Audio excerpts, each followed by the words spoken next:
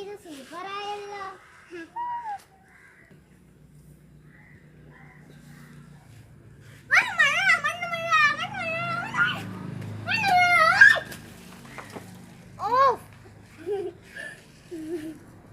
നീ കളിക്കണം കളിക്കാം, അല്ലെങ്കിൽ ഞാൻ നിന്റെ അമ്മേനോട് പറയും കേട്ടോ. കൂട്ടരെ ഇത് നോക്കിയേ, ഇതെന്താ? വേണ്ട, എനിക്ക് പേടിയാ. ഇതെന്താ അറിയില്ല. ഞാനിത് എടുത്തോട്ടെ. എടുത്തോ. ഞാനിത് രാജാവിന്റെ അടുത്ത് കൊണ്ടുകൊടുക്കാം. ശരി. അങ്ങനെ കാണാനാണ് ഞാൻ വന്നത്. മുത്താണെന്ന് പലരും പറഞ്ഞു. എനിക്കങ്ങനെ തോന്നുന്നില്ല. ഇതങ്ങ് സ്വീകരിച്ചാലും.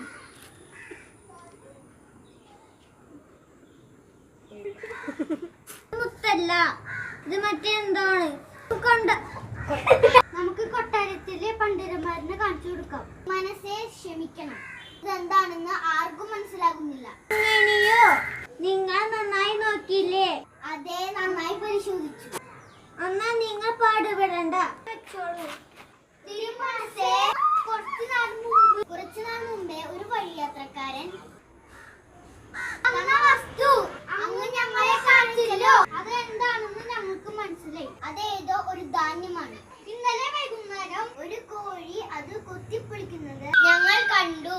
ഇത് നോക്കിയാലും നിങ്ങൾ ഒരു കാര്യം ചെയ്യണം. ഞാൻ എന്താണെന്ന് കണ്ടുപിടിക്കണം. ഇത് എവിടെ ഉണ്ടായിരുന്നു?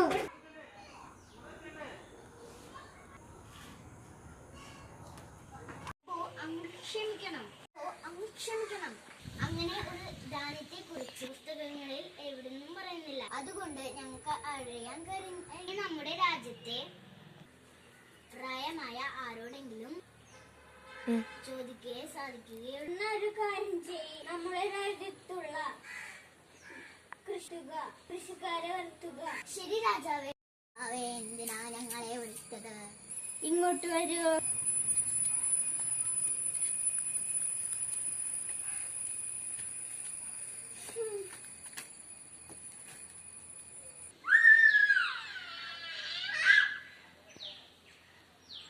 ധാന്യത്തിന്റെ പേരെന്തിട്ട? എന്നാണ് ഇത് കൃഷി ചെയ്തത്? മനസ്സേ, ഈ ധാന്യം എന്റെ വയലിൽ വിതച്ചിട്ടുമില്ല, കൊയ്തിട്ടുമില്ല. ചിലപ്പോ എന്റെ പിതാവിന് ഈ ധാന്യത്തെ കുറിച്ച് അറിയുമായിരിക്കും. എന്തിനാണ് എന്നെ വിളിച്ചത്? നിങ്ങളാണോ എന്റെ പിതാവ്? അതേ തിരുമനസ്. എങ്ങോട്ട് വരൂ. ഈ ധാന്യത്തിന്റെ പേരെന്താ?